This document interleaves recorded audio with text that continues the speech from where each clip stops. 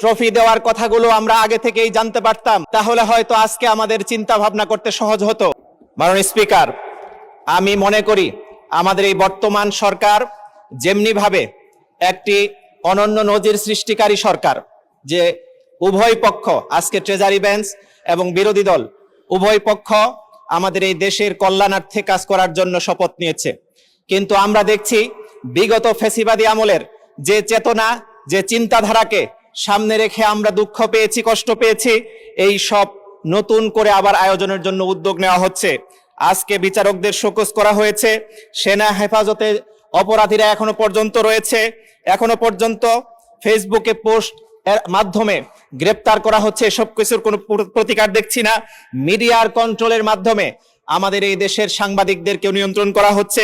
এখন টিভির পাঁচজন সাংবাদিককে কি কারণে শোকজ করা হয়েছে, কি কারণে তাদেরকে বের করে দেওয়া হয়েছে চ্যানেল থেকে, এই সব কিছুর সুরাহা যদি স্বরাষ্ট্রমন্ত্রী বা মাননীয় আইনমন্ত্রী ব্যবস্থা গ্রহণ করতেন তাহলে হয়তো ভালো হতো। আমরা দেখছি ঠিক একইভাবে মেটিকুলাস ডিজাইন নিয়ে আলোচনা চলছে।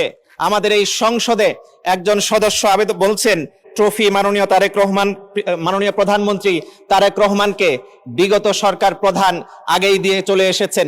এভাবে যদি ট্রফি দেওয়ার কথাগুলো আমরা আগে থেকেই জানতে পারতাম তাহলে হয়তো আজকে আমাদের চিন্তা ভাবনা করতে সহজ হতো। এই মেটিকুলাস ডিজাইনগুলো যদি এভাবে এই বাংলাদেশে চলতে থাকে এখনো নতুন করে, তাহলে আমরা মনে করি যে ফ্যাসিবাদের আবার নতুন প্রতিধ্বনি আমাদের এই দেশকে আবার নতুন করে ভাবাবে। মাননীয় স্পিকার, আমি এজন্য বলছি আপনার মাধ্যমে এই ব্যাপারগুলোর একটি সুরাহা আশু চাই। মাননীয় স্পিকার, আধিপত্যবাদ বিরোধী অবস্থান নিয়ে যদি আমাদের এই সংসদ ট্রেজারি বেঞ্চ কথা বলতো তাহলে আমরা বেশি খুশি হতাম। অতি দ্রুত যদি সীমান্ত হত্যা বন্ধ করা না হয়, যদি এই সব কিছুর রূপরেখা নিয়ে আলোচনা করা না হয়, আমরা যদি এই সব কিছু থেকে বের হওয়ার জন্য নতুন কোনো উদ্যোগ না নিতে পারি তাহলে আধিপত্যবাদ আবার আমাদের এই দেশে চেপে বসতে পারে। এটা আমাদের জন্য খুবই দুঃখজনক হবে।